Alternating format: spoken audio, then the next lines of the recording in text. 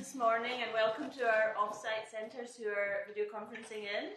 So this morning we have an interesting titled talk, The Global Fight Against Cervical Cancer, very appropriate in our ongoing battle to try and improve worldwide outcomes for patients with cancer, lofty goals and frontline realities. So we are very delighted to have Mike Milosevic and Okwaro, who are going to present this morning.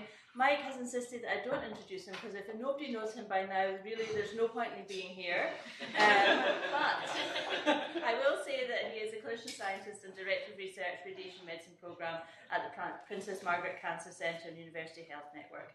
He is the Professor and Vice Chair of Research in the Department of Radiation Oncology and the past President for our Canadian Association of Radiation Oncology and the Chair of the Canadian Partnership for Quality in Radiotherapy. Evans has recently joined us. Evans Okwaro has an MSc in Physics and Technology of Nuclear Reactors, which he got from the University of Birmingham, United Kingdom, not US, where he did a research dissertation on comparison of fetal dose using different treatment modalities in radiotherapy. He previously had obtained a BSc in Physics from Moy University and a Diploma of Electronic Engineering at Eldoret Polytechnic. He worked as a physics lab technician at Masinde Muliro University in Kenya for 7 years before joining the Moy Teaching and Referral Hospital, shortened to the MTRH, in Eldoret, Kenya in 2015. He's currently a physics resident here at Princess Margaret through collaboration between MTRH and PMH, and his desire to help cancer patients in Kenya was conceived after the death of his younger brother from cancer. So thank you for being here, and thank you both for presenting this morning.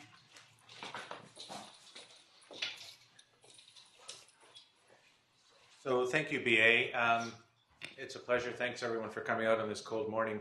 What we're going to talk about today sort of originated in thinking that we put together a year ago or so and a symposium that was done at the UICC World Cancer Congress that was in Paris in November. And it really was about how we think about the control of cervical cancer at a global level and some of the issues that are involved in. And where we're going to get to today eventually is, our engagement, our Princess Margaret engagement in one particular part of the world in relation to cervix cancer and the global fight against cervix cancer.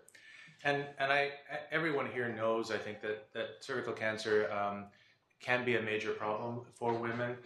It's a disease that we see increasingly in Toronto, despite all of the screening and vaccination programs that are in place. And we see that, at least in part, because we're now living in a global community, and Toronto is a big part of that community, and we have a large immigrant, multicultural population. So there's a number of patients that are moving to the Toronto area from regions of the world where cervix cancer remains a huge health problem. Our numbers in our program, patients with locally advanced disease like this have been rising 20% year by year over the past few years now. And it indicates largely, I think, this immigration from parts of the world where it remains a big problem. And this kind of a patient is not atypical for us. This is all a tumor, of course, in the uterus here. And she has enlarged lymph nodes along the pelvic sidewall. So this kind of patient is not treatable surgically. And she would, however, be potentially at least curable with radiation treatment. And overall, the best estimates that we have for the use of radiotherapy in this disease from people like Jeff Delaney in Australia and Tim Hanna in Kingston are that about 50 to 60% of women require radiation.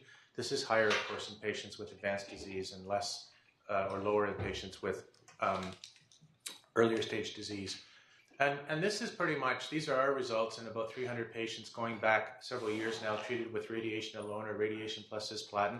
These are pretty typical of what's out there in developed parts of the world right now, with sort of a 60% or so 5-year disease-free survival with radiation and chemotherapy plus brachytherapy. Brachytherapy is an essential part of treatment for this disease. Women who don't get brachytherapy actually have lower survival, and Kathy actually demonstrated that in some really nice work that she did using the SEER database in the US. But it really illustrates the fact that there's a large proportion of patients we help with radiation, but there's a substantial proportion as well that we don't help. And there's a big push in our program and in several other programs internationally to try to improve the effectiveness of how we treat these women. And really, we're focusing on things like new image-guided brachytherapy technologies to really target these tumors and dose escalate. And then we're also focusing on ways to think about the cancer biology. And that's great. We need to continue to do that. That's an essential part of what we do here. It's embedded in our culture, and the benefits of this, I think, will really play out well for these women.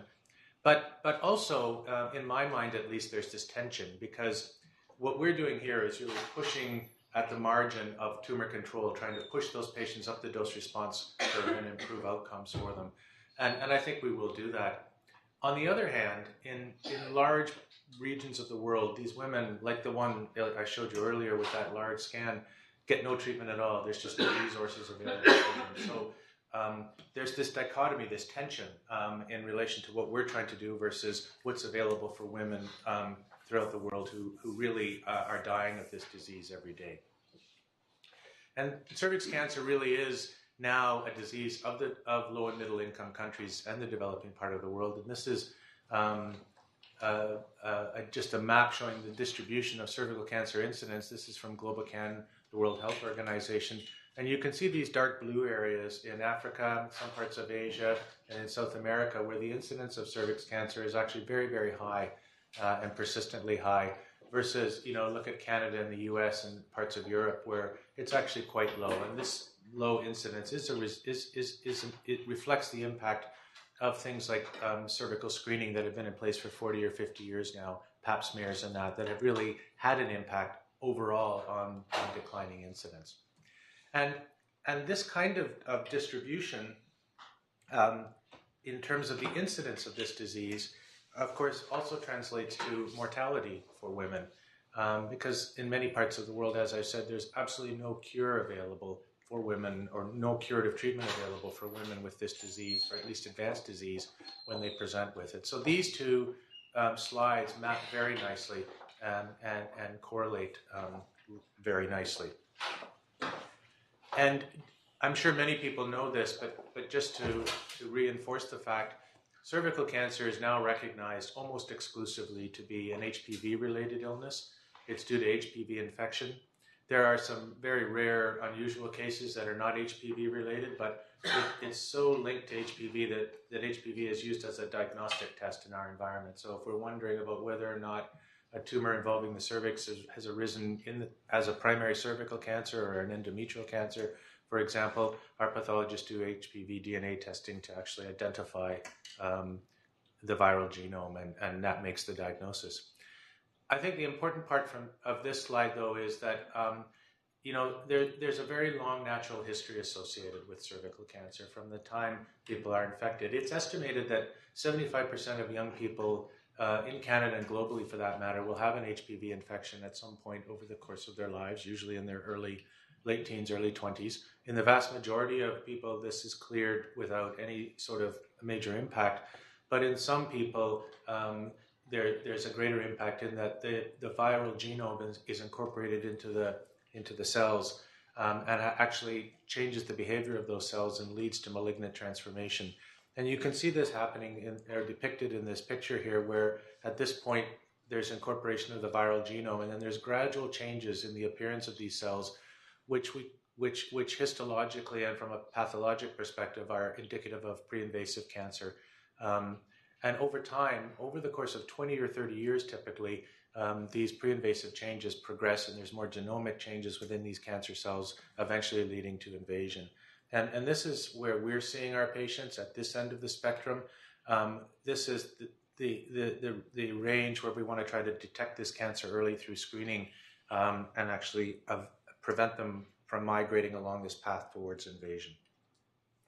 I just want to make a point as well that HIV infection makes things a lot worse for women. And this is a recent study just from 2016 looking at about 600 patients in Botswana, and they really segregated patients out according to whether they had HIV infection or not. And it really illustrates the fact that, first of all, a large proportion of cervix cancer patients in parts of the world where cervix cancer is endemic have concurrent HIV infection. And those with concurrent HIV infection do a lot worse. And you can kind of get a sense from the plot on the right-hand side that it really affects women in particular who have potentially curable cancers and those who have more advanced HIV-related disease. And this is a big problem as well, because the two really, really go hand in hand. And this slide looked a lot better when I pasted it in there. It actually has color associated with it.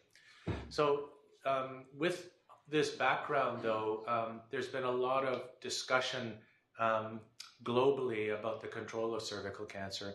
And this is something that I took from a World Health Organization guidance note, and it talks about primary, secondary, and tertiary prevention. And there is a line up here, a timeline that really reiterates what I just said, that this sort of time course from initial HPV infection all the way through to the diagnosis of invasive cancer takes many, many, many years. So there's windows, there is a time and an opportunity to intervene at various steps along the way and deal with this disease before it becomes life-threatening. And most of the focus is on primary and secondary prevention. And if you go to meetings such as the World Cancer Congress that was held in Paris, there's very little discussion about treatment of this disease. The discussion focuses entirely on how we prevent cervical cancer. And I think that's appropriate, because prevention has a much greater potential impact on overall outcome on a global scale. The primary prevention on the left side really is focused on vaccination these days, because we now have effective HPV vaccines that are available. And the concept of being able to vaccinate young girls in particular and prevent them from acquiring significant HPV infection leading to cancer is something that has a lot of merit. And it really falls out from the success of vaccination for infectious disease and the fact that this can be done in third world countries and low and middle income countries and lead to sort of elimination of some of these the infective problems. There's a lot, though, as well around education and outreach to communities in areas where cervix cancer is endemic. The secondary prevention requires sort of a coordinated approach at a national cancer program level towards screening of women with, in Canada, it's pap smears that we typically do, but there's been a lot of work on a global level looking at more effective and cost-effective ways of screening women for cervical cancer. And there's a technique called VIA, which stands for visual inspection using acetic acid. And it has an advantage in that it doesn't require the same sort of engagement of pathology, at least initially, to try to identify women who might have premalignant cancers in their cervix. And all that's done is women come into a screening center or at an outreach center out in the community. They use a very dilute acetic acid vinegar solution, basically, and paint it on the cervix and look with a microscope. And areas where there's pre-invasive disease kind of become white and much more visible. So it's a very simple test and something that's quite accessible in the community. Now, of course, once those women are identified with those changes, they need to be brought into a more specialized facility where they can be actually treated with cryotherapy or something similar. But it really is illustrative of the kinds of things that are happening on a global scale. One of the consequences of being able to embed secondary prevention and screening in a population is that you not only find pre-invasive cancers that can be treated with these kinds of techniques like cryotherapy, but you also find a lot of invasive cancer that's out there that's previously undetected. And one of the challenges with that is having the infrastructure, which is on the right side of this slide, having the necessary infrastructure in place to actually treat those women with invasive cancer separately. So while all of the focus these days is on the left-hand end of this spectrum, there's a huge burden of disease still in communities around the world that is not effectively treated because there's not effective surgery, there's not effective pathology, radiotherapy and chemotherapy available, and for women who aren't curable, there's not effective palliative care.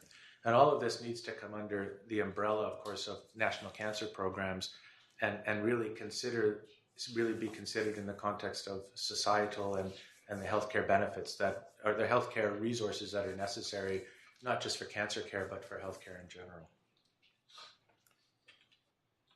And this is from the same guidance document that talks about some of the priority programs that need to be in place to control cervical cancer. And most of this actually talks about the infrastructure that's necessary to assure that these programs can be effective on a national level. It talks about the importance of vaccinating 9 to 13-year-old girls and cervical cancer screening and treatment. But most of it is around infrastructure, including having effective cancer registries so that we have some idea of the burden of disease in communities and can actually measure this over time. The vaccination strategy, I think I've talked about. I'll just say a couple more words. The vaccines that are out there right now are 95% effective against 2 strains of HPV, HPV 16 and 18. These 2 strains of HPV cause 75% of cervical cancer, and that's pretty constant on a global scale, globally. So it's roughly 75% of cervix cancer in Canada and roughly the same in parts of Africa that are caused by these 2 strains of HPV. The current regimen is that girls in the range of 9 to 13 are vaccinated. They require 2 or 3 doses of this vaccine within 6 months. And these programs are being generally rolled out in developed parts of the world, but not so much in less well-developed parts of the world. This, just for interest, is what's happening in Canada over the past couple of years. We've had a vaccination program in Ontario for about 10 years. My daughter was in the first cohort that was vaccinated. And you can see that Ontario is up around 80% of girls who are age 13 years old, 12 to 13 years old. But there's a spectrum across the country with some numbers down as low as 40% in the Northwest Territories and other areas where it's around 60%. And there was actually a recent Canadian Cancer Society report about vaccination of girls in Toronto over the last school year, and it was only 66%, which is actually quite discouraging for a program that's been in place for 10 years in a society like ours, where we have all the infrastructure and education and outreach available to make this happen. There's also a real concern out there, and this is something that my daughter came home with and told me about, and I think it's still there, is that young girls who are getting vaccinated for cervix cancer, even in Toronto, feel that this completely eliminates the need for screening going forward, for cervical cytology or whatever the screening is, which is very dangerous because, as I said, only about 25% or 75% are caused by the 2 HPV strains that are covered by the vaccine. So there's a persistent risk of cervical cancer. So there's a number of factors that really are going to impede the uptake of vaccination as we move forward, I think, even in a society like ours, let alone a more global society where resources are not available to the same extent. And this is from a recent report that modeled the impact of vaccination on a global scale. And it really talks about, areas where there are vaccination programs and areas without vaccination programs, and the number of preventable cancer cases, cervical cancer cases in those regions. And it's interesting that of the 30 or so countries where there's a huge potential to impact the incidence of cervical cancer with more than 2,500 preventable cases per 100,000 population, only 4 of those now have an organized HPV program in place. The other thing is, and this really speaks to the long timelines, is that vaccination has a long lead time before it really has any impact on society. And the plots here are for prevented cases and prevented deaths. This is a modeling exercise, and the red line is the status quo on a global scale right now. The blue line is what is possible if we could instantaneously today vaccinate every 12 or 13-year-old girl in the world and then maintain that every year going forward. And the green line is a more realistic rollout of vaccination programs. And you can see that 30 years or so has to elapse before any realistic impact or significant impact on the incidence of this disease is going to take place. And I show this because there's a perception in globally right now, I think, that investing in cervix cancer treatment is not a worthwhile investment because of the impact of vaccines, and that vaccines are going to cure this disease, and that we won't have to worry about treatment capacity in parts of the world where cervix cancer today is endemic, and we won't have to worry about research for cervix cancer for invasive disease going forward, which I think is a mistake. So this just summarizes some of the cervical cancer. These are some quick facts. Right now, it is a disease of low and middle income countries. 75% of cases occur there. Disease in lower and middle income countries tends to affect younger women. I mean, cervix cancer spans the spectrum from very young to very old, but there's a shift towards the lower end of the spectrum. In low and middle income countries, these women are functional and active and have young families and are contributing to society. And so it's a huge burden. They present with more advanced stages of disease. They have worse survival in low and middle income countries. And I think vaccination and screening are absolutely essential parts of the cancer control program. But I also think that treatment of these women with advanced disease, including the availability of radiotherapy for them, is also absolutely essential. And I think we all are familiar with this. This just really talks about the availability of radiotherapy in parts of the world. And this is the number of treatment machines per million people.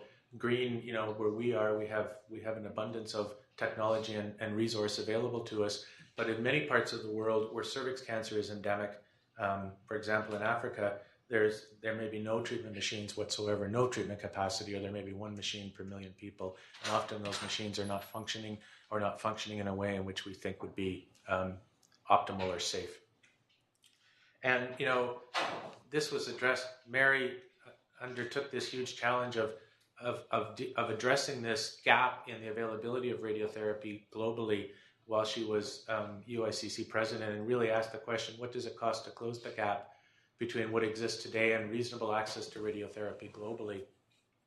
And brought together a team of people internationally to look at this. Health economists and experts, content experts in radiation treatment and global leaders actually were around the table to really address this. And the modeling exercise that fell out of this was extremely well done.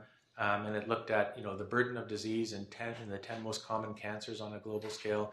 It looked at the indications for radiation treatment. It looked at the benefit of radiotherapy in those populations, and it looked at the cost of rolling out radiation treatment on a global scale.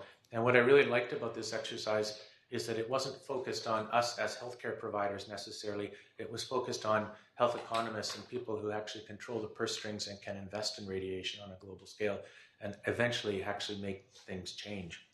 And this was, I think, one of the key results from that exercise, which really demonstrated the health benefits, which are the bars, and the lines represent the costs of rolling out radiation treatment on a global scale over the next 20 years from 2015 to 2035. And there are two benefit scales here. The first one is the human capital benefit, which really represents the contribution of saving lives, the contribution of those people back to the gross domestic product of their country. So actually how they're contributing in real economic terms. The full income approach, which is the lines which give the even greater benefit, also consider the social benefits of saving lives. So the young 25-year-old woman with cervix cancer who's cured by radiation may give back to society in terms of real dollars, but she also contributes to society because she's a mother and because she's a housewife perhaps, and carries on with those social responsibilities. So it's a very interesting analysis. Now, Danielle Roden was quite interested in this. In fact, she did a lot of the modeling at the end of the day that supported this. And we worked together over the past year to actually extract the cervical cancer data from the 10 top cancers that were looked at initially. And it's really hard to actually do that. You can't really separate radiotherapy, for example, the cost of radiotherapy for cervical cancer from the entire investment for control of cancer in general. So it's a bit of a false exercise, but it does actually highlight the impact that radiotherapy for cervical cancer can have in relation to all of the other cancer types that are out there. So this is, first of all, just the life years gained for women with cervical cancer on a global scale in low, middle, and upper middle income countries. The best case scenario is in red is what happens if we had radiotherapy today for every woman with cervical cancer who needed it. And the blue is more of a phased-in approach over 20 years. And you can see that there's a massive return on investment in terms of life years saved for women with this disease. And this is the same kind of plot now as I showed you before for all of the top 10 cancers. This is for cervical cancer alone. And you can see, again, massive benefits in terms of the human capital or full income approaches that I spoke about. In general, by the time you're out to 2035, about somewhere around 25 or 30% of the entire benefit associated with investing in radiation for 10 cancers is attributable to cervical cancer. And that's because of the burden of cervical cancer in low and middle income countries. It's because these women often are young and have many life years ahead of them. And it's because radiotherapy is indicated in a large proportion of women in those countries, and it's very effective in the treatment of those women. Mary and the team pulled out a number of action points that really are moving forward now that this exercise, the initial exercise, is finished. Things like assuring that countries have cancer control programs, expanding access, making sure that the human resources are available, and sustaining finances, and that radiotherapy is covered within universal health coverage. This is a huge problem. In countries where there is radiotherapy available, people often can't afford it because it's just way outside their ability to manage. And Mary did a very excellent talk at Cairo, and I'm sure she has done many more about next steps beyond this and how the things are evolving on a global scale to make this come together. But I want to bring this back a little bit right now and talk about one part of the world, which is Kenya, where we here at University of Toronto and University Health Network have a particular association because of other activity that is going on there that I'll talk about. And I visited a small part of Kenya a year ago, Eldoret, which is in Western Kenya, with Barry Rose. And Barry is a GYN oncologist who was here with us for many years and now is in Detroit, and has had a huge impact on the treatment of cervical cancer in this small region of the world. And he kindly gave me this slide of this patient who consented to have her picture taken and used for this purpose. So she's 35 years old. She has HIV as well as cervical cancer. Her husband had died about 2 weeks before this picture was taken with HIV. She presented to hospital with a hemoglobin of 24 in congestive heart failure and creatinine of 1500 from renal failure, had a massive cervical cancer. She has 5 children at home, and there was nothing to do for this woman when Barry started arriving, so she was sent home and died shortly thereafter. There was no capacity to do anything at all for her. And this really, I think, was motivating for him and has led to him actually having a huge impact there. So this just to reinforce the fact, Kenya is situated right here in Eastern Africa. Tanzania is just south. Uganda is to the west. Ethiopia, and then Somalia. And cervical cancer in Kenya is the #1 cancer overall, regardless of sex. So you look at us, it's prostate cancer or breast cancer in large parts of the world. But in Kenya, cervical cancer is the top cancer regardless of sex. So within this area in Western Kenya, there's an organization, a consortium called AMPATH, which stands for Academic Model to Provide Access to Healthcare. And this was actually a group that was formed 20 or 30 years ago, led by people at Indiana University. And they were looking for an area within the world to have an impact in relation to HIV, the HIV epidemic that was really active at that point in time. And they looked at several countries and actually landed in Eldoret for reasons that I can talk about later. And they've built this very extensive collaborative program there. And they went into Eldoret with the idea that they could not dictate what happened. They could not do things for the local community, but this would be a collaborative, a clinical and academic program in conjunction with the local physicians and healthcare teams and societal members. And the goal would be to build capacity on the ground for healthcare in that area. And as I said, the original program was centered on HIV. And as HIV has come under control to some extent, they've branched out into other chronic diseases. And cancer is a big focus of what they do right now. But there's also heart disease and a lot of other things. Now, we have a connection there through the University of Toronto Department of Obstetrics and Gynecology who was actually leading the whole thrust around reproductive health in that area. And that's how Barry got into this, through the connection to the obstetrics and gynecology program and the need to improve outcomes for women with cervical cancer and gynecologic cancer in general. So our connection to this group is well established and has gone on for some time. So here's Eldoret, just so you see here. It's very much in Western Kenya. Uganda's just to the west here and up here. So Barry went there 10 years ago now and met with some of the local gynecologists who had no capacity to treat cervical cancer. They'd never done a radical hysterectomy for women who have operable disease.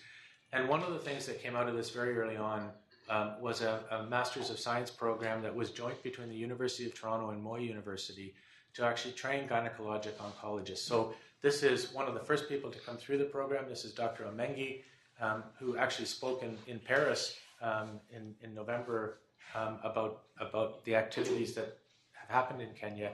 He was one of the first people to come through the program. Most of the training is done in Kenya. Barry and other people from Toronto go there and teach these folks how to do radical hysterectomies, help them develop programs, and build capacity in general for the management of this disease. They come here for their radiotherapy exposure, for their pathology exposure, and for their palliative care exposure. So they're here about 6 weeks, and there's another couple of fellows coming later this year to continue that program, even though Barry is no longer here.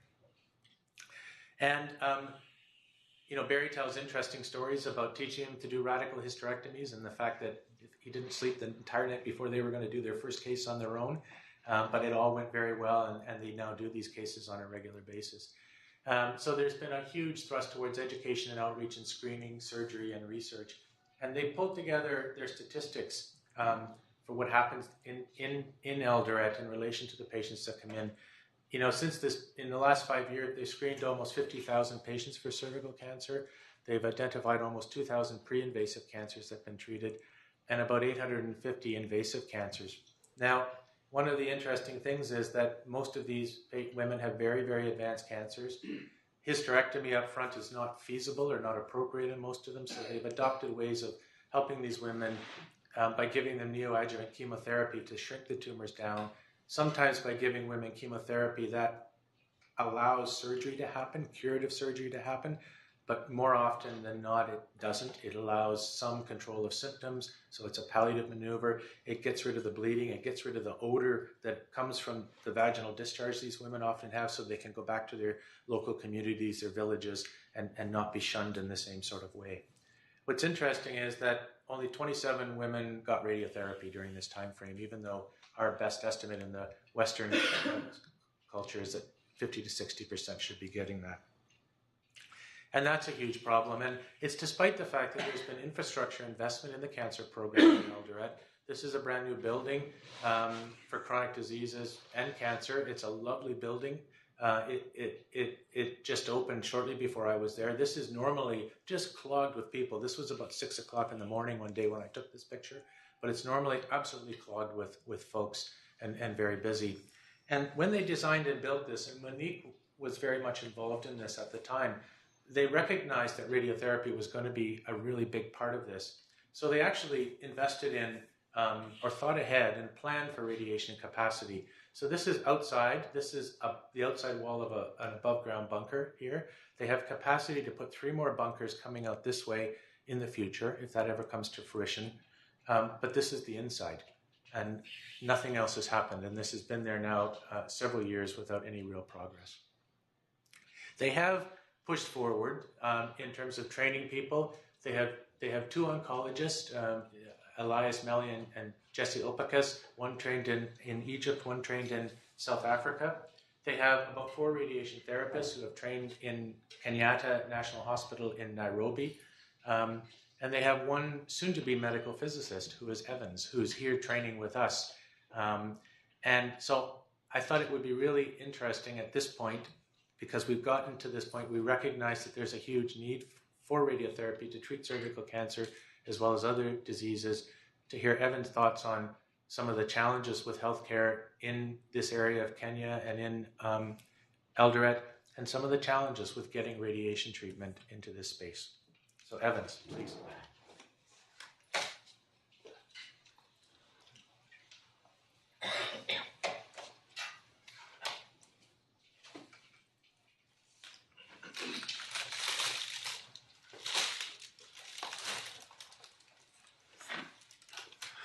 mine is simple task today, just to give you an overview of what's happening in Kenya. So I'm the physicist actually being trained through the collaboration between Princess Margaret Cancer Center and Moi Teaching and Referral Hospital Eldoret. So just a broad picture of what's happening. We have 3 public radiotherapy facilities in Nairobi. One of it is Linac and the other 2 are cobalt machine. And this is supposed to serve a population of over 44 million Kenyans. That is, there are 3 private facilities, but these facilities are out of reach for ordinary Kenyan people because of the high cost. So, as Dr. Mike has already said, we have 4 radiation oncologists all over Kenya. At least we have additional of 2 now in Eldoret. Now that makes it 6, and then 2 medical physicists, and all of these are based in Nairobi. So the whole region of East Africa has 10 treatment facilities, and 6 of them are found in Kenya. There's 1 in Uganda, 1 in Ethiopia, and 2 in Tanzania. But most of them are cobalt 60 machine. So we have a challenge with facility. So one of the things that happened recently is we acquired 1 Linac machine in Nairobi. This happened because 2 of the main machines that were treating patients in Nairobi, the 2 cobalt machine at Kenyatta National Hospital broke down, and because of that there was a public outcry, and as a result of this, Kenyan went on Twitter and everybody was complaining because of cancer situation in Kenya. And as a result of this, they acquired 1 machine. At least we have 1 Linac machine in Kenya, and this is located in Nairobi. So this machine in Uganda was very key. If I just go back, you'll notice that Uganda is nearer to Eldoret than Nairobi. So most of our patients were easily treated in Uganda because life in Uganda is a little bit cheaper comparative to life in Nairobi. So we used to send them actually for treatment using this machine. But it's the only machine in Uganda. It's now broken down, and 44,000 people are being treated using this facility each year. So just imagine all these people are now coming to Nairobi for treatment because there is no any other place for them to go. So the ordinary Kenyan is not able to raise funds for radiotherapy and even for chemotherapy. So the average income for each Kenyan is $112 per month. And if you subtract the rent and the cost of food, you realize that it's not feasible for them to afford $5 per fraction for treatment. So private facility is actually out of reach to most Kenyan. But there's good news that recently Kenya National Hospital Insurance Fund came up with a scheme where $180 can be given per radiotherapy session. But this is out of reach for many Kenyans. It's only for those people who work. So people who are not in formal employment are not able to contribute because it's a monthly contribution you need to make. So if you fail to contribute this, you're not able to access this health care. So about 1,300 patients are on wait list for radiotherapy, and they have to wait for over 1 year. So just imagine you're waiting for 1 year for you to be treated. assuming this is a cancer that is advancing very fast. So by the time your time reaches for you to get treatment, the cancer will have advanced to another stage that is not curable. And that's the situation. So from around Kenya, we always receive more than 2,000 patients every day who come in for treatment. So it's actually a burden for the region. So if you invest in Kenya, you actually invest in the region. And the whole population of East Africa is about 240 million. So if you invest in Kenya, if you invest in Eldoret, you're going to lessen the burden for cancer, especially cervical cancer in Kenya and the entire region. So due to the large number of patients in our facility, patients have no option but to share bed and some of these facilities. So this is the situation. I know this is not common in Western world, but just imagine if one of these patients is being treated by chemotherapy, but they are sharing bed with another patient who is having maybe a communicable disease. What happens? So that's the situation. The facilities are not there. But with your help and with our collaboration, we are able to solve some of these challenges. So most of Kenyans were able to at least raise funds through fundraising. If you have a relative that has a problem, what happens, you usually write letters and call them together, and then you do fundraising. And then you send this patient to India.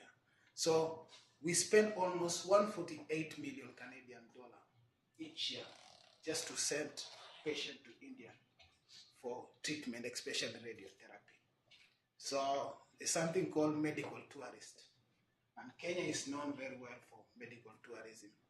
So, but this money is not really from the pocket for individual Kenya. They're not able to raise. So they need to come together through church fundraising and different options so that they can raise this money to take to India.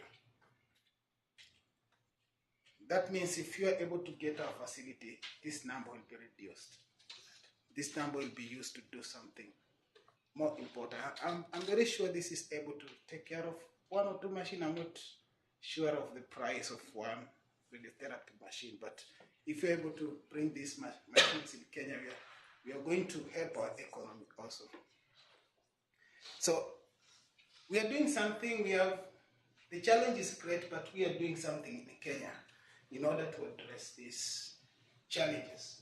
So we are not just staying there and waiting for the Western world to help us. We have tried and we are doing our best. So we are doing surgery and chemotherapy through collaboration with Indiana University and now PMH. We've already trained 2 oncologists and 3 therapists, but they may need retraining because we hope to get a LINAC machine. So most of them don't know how to use LINAC. So in that case, we need retrainment. So we really hope that the therapists here will help us in that. So they have also initiated collaboration with PMH, Indiana University, and other universities in the US. And I'm expected actually to go and train some more physicists when I go back. We've already constructed 1 bunker, 1 HDR bunker, 1 CT simulator. But this has been there for 2 years, waiting for the government to at least supply us with LINAC. It has been long overdue. 2 years, there's no machine. So we're actually planning to take some loan from National Health Insurance Fund to help acquire LINAC after waiting so long for government provision in vain. My experience in PMH, everybody has been very supportive. All my questions, I'm full of questions. Monique and Andrea and the rest of physics residents know that I'm full of questions. Most of you have been very, very supportive. Although my background is a little bit different, the physics residents training is really helping me, though I have to work twice as much as the rest. So I've actually been sleeping at most 6 hours a day. It's not very easy, but it's a good experience because this is the only way I can learn. So my residency program is slightly different. It has been tailored to what they need in Kenya. And there is a lot to learn, but there is just, the time limit is just too short. But I know I'm going to make it with your help. Some of the pressing issues, some things that keep running through my mind is, unlike PMH, where accelerator services are always there on standby, we have no plan in place to train accelerator services technician. And maybe they will expect me also to know how to repair and maintain this machine. Because I don't think they will afford to really be flying people from this side to repair the. So maybe you may think about that, to incorporate that in the training, but 2 years is very short. The burden already is too much. I'm just wondering if they start training how to repair, what will happen. But is there a way we can partner in machine maintenance when I go back? Next year when I am back in Kenya, I need to think about how best to continue my professional growth. Is there a way you people can help me to continue learning when I go back to Kenya? Is it possible to conduct joint research, shared rounds, online teaching and training, remote planning, guest lectures and exchange program? Is it possible? In physics, it's already happening in oncology. Is it possible in physics? And among the therapists, is it possible? Is there a way we can collaborate in manpower and in infrastructure development? Is there a way? Or just thinking about the machines that have already been decommissioned? Is there a way we can benefit as a country or as a center with some of those facilities? My message to physics resident colleagues. So just and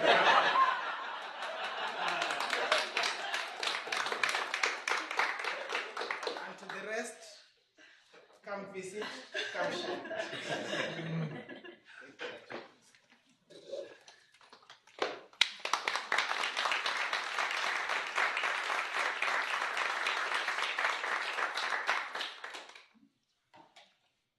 I have 2 more slides just to finish up with. I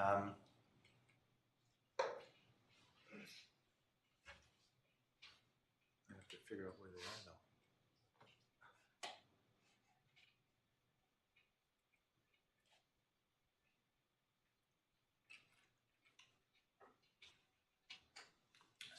So I went there and met folks a year ago, and I went there with the idea of figuring out how PMH could be more involved. That was the motivation, trying to understand the environment and the people and the culture, and what our input could be to helping grow radiotherapy in Eldoret and in general.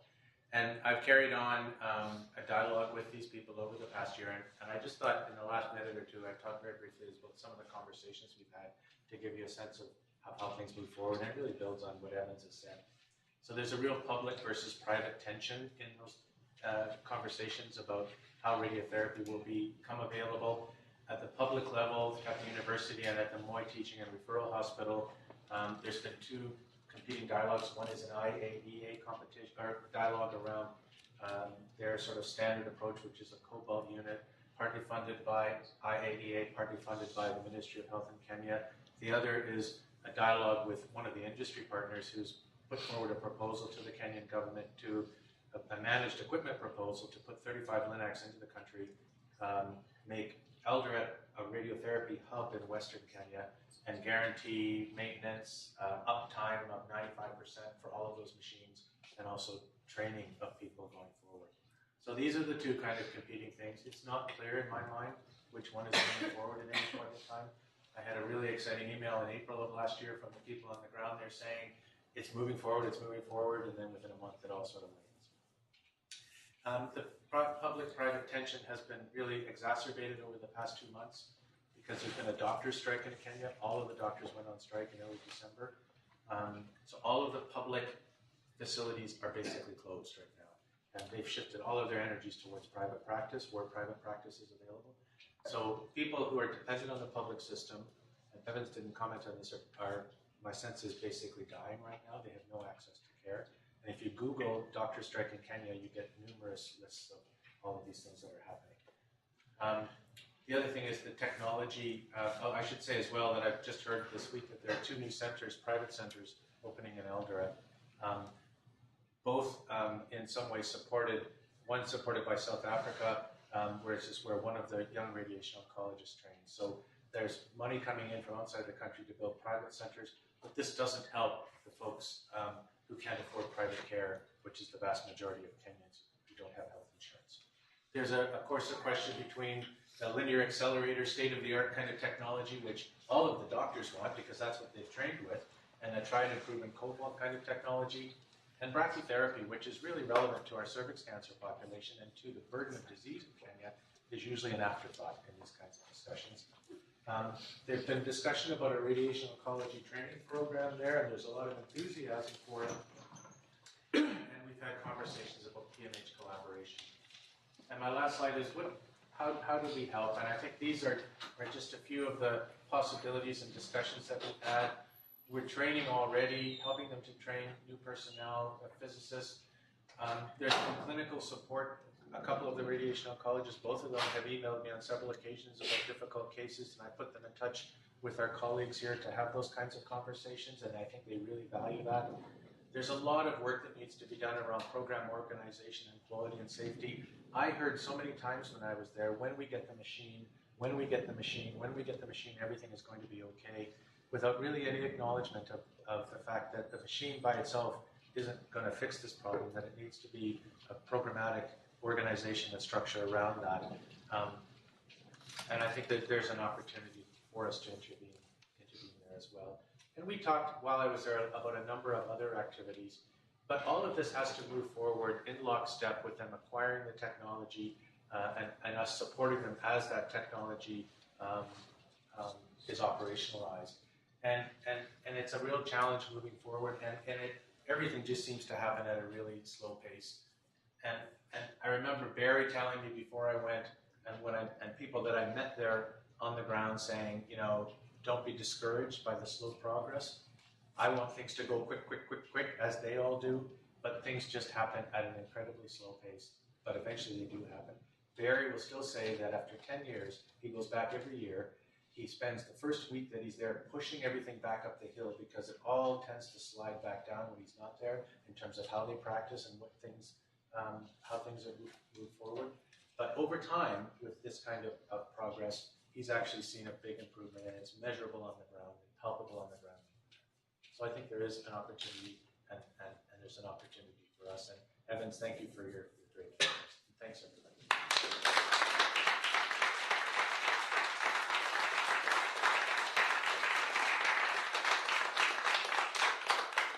So thank you both for your perspective and your insight into this huge challenge that we have worldwide and how we can help. So I'd ask the audience for any questions.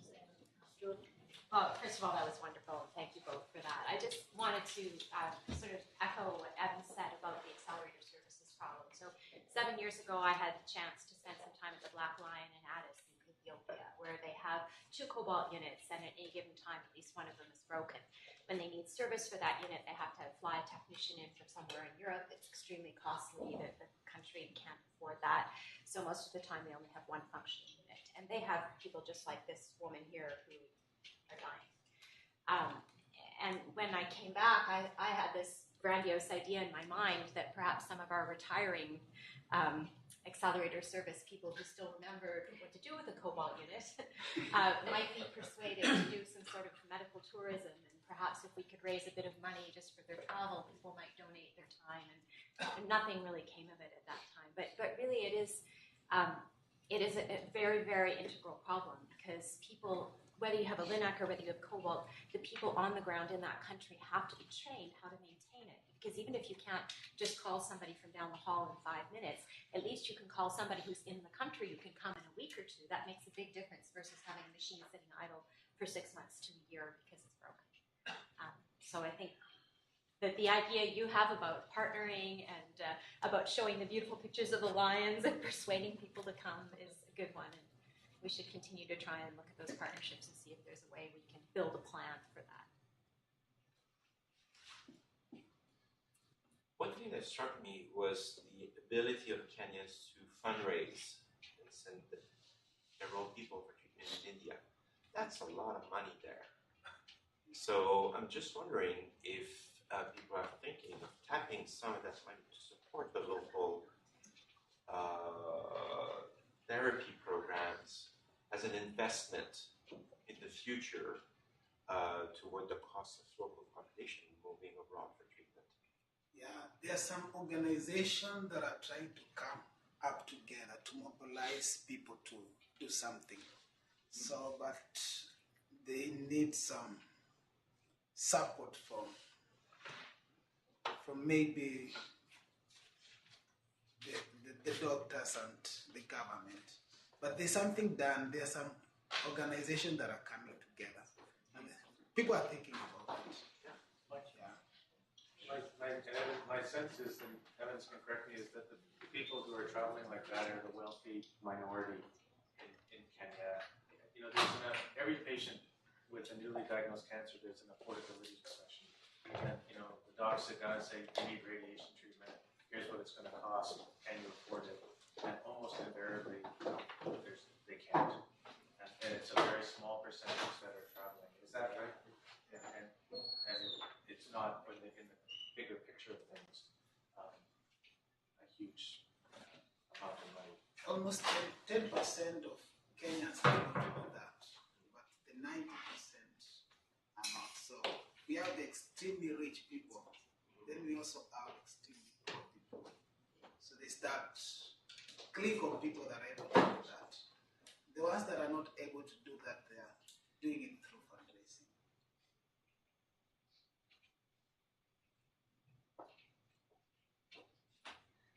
Margaret, I really want to thank you for an excellent talk. It's very inspiring and helped us with a lot of the dialogues with in different environments as to what we can do. I'm hearing that in trying to help, especially in the education arena, there's a model of sending experts there and requires consistent good faith and resources to send there over many years. Versus the model of bringing someone here and train in this environment. And obviously there are pros and cons in both, and I expect in the very early phases, coming here have the infrastructure to teach. I'm just thinking about now that you have been here, can you foresee an intermediate model now that there is a better cohort of physicists there, that you can build a distant learning model that will transition into the radiation oncologist training model that Barry was using to train the surgeons there. How do you see that transition happening in your field? Basically, that's the idea. They brought me here to train me so that I can go back and start some training over there. But then I don't think I would have grown to a level of managing and training on my own. So that's why I'm saying it's important to also include some maybe internet training. So if we are able to have you people also train us, because our network is also very okay. It's just like as good as this place. So if you can also have some online training between Princess Margaret and our hospital, it will be very great, so that we don't have to necessarily send people here. And have you seen enough part of that online learning that is, or rounds or discussion groups happening here that you can see it coming together when you get home over the next year or two. That can tap into your training environment. Yeah, maybe what we may have to do is maybe to. It's already there. We already have some. We call them, is it accelerated program or something, learning. It's already there, but maybe now most of it is always of general cancer. Maybe now we come up with some specialized training, like training technicians, training physicists online. So it's already there, it's already in place, but the program can be made in such a way that it's functional, it's possible, very possible.